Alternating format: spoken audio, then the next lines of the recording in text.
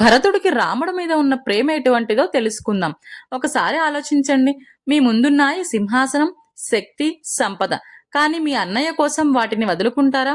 అలా చేసిన ఒక మహానుభావుడు ఉన్నాడు. అతనే భరతుడు.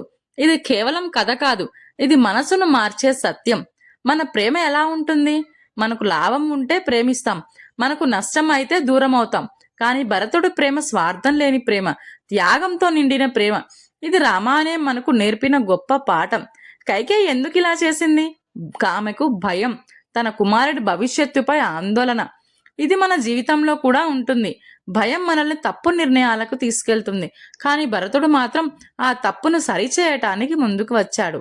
భరతుడు తనలో తాను ఇలా అనుకున్నాడు: నా వల్ల నా అన్నయ్య బాధపడుతున్నాడు, నేను ఈ రాజ్యానికి అర్హుడా? ఇది నిజమైన మనసు.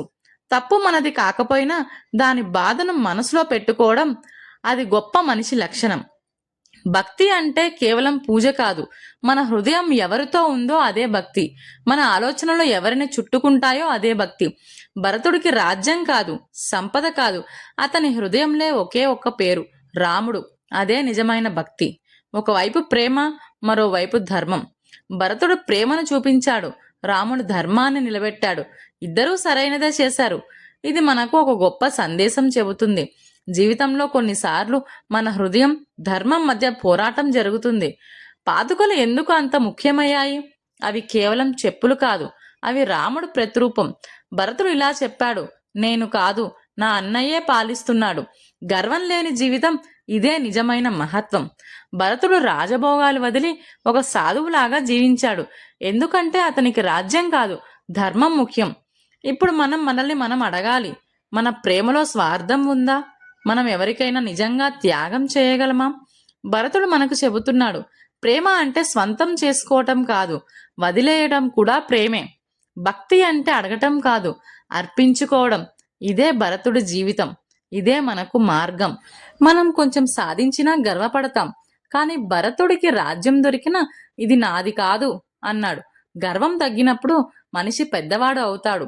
కైకేయి తప్పు చేసింది, కాను బాధను అనుభవించింది భరతుడు.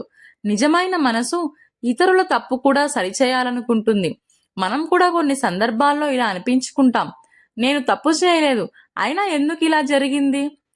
మన లైఫ్లో కొన్ని బాధలు మనల్ని గొప్పవారిగా తయారు చేయడానికి వస్తాయి. ఒకరు ప్రేమకు ఉదాహరణ, మరొకడు ధర్మానికి ఉదాహరణ.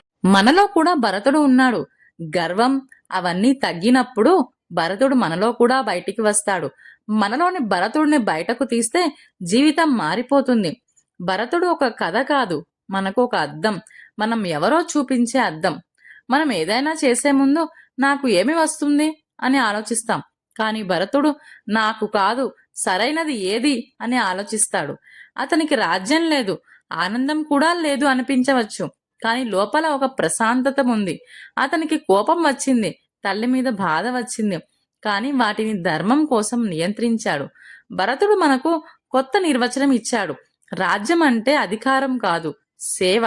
బయటికి చూస్తే అతను చాలా కోల్పోయాడు, కానీ లోపల అతను ఎంతో సంపాదించాడు. అతను మాటలతో బోధించలేదు, తన జీవితం ద్వారా బోధించాడు. శక్తి ఉన్న వారిని కాదు, హృదయం శుద్ధిగా ఉన్న వారిని భగవంతుడు ఎప్పుడూ ఎంచుకుంటాడు. అందుకే భరతుడు గొప్పవాడు అయ్యాడు. ప్రేమించడం సులువు, త్యాగం చేయడం కష్టం. భక్తి అంటే అడగటం కాదు, అర్పించుకోవడం. అన్న ప్రేమ అంటే స్వంతం కాదు, సమర్పణం.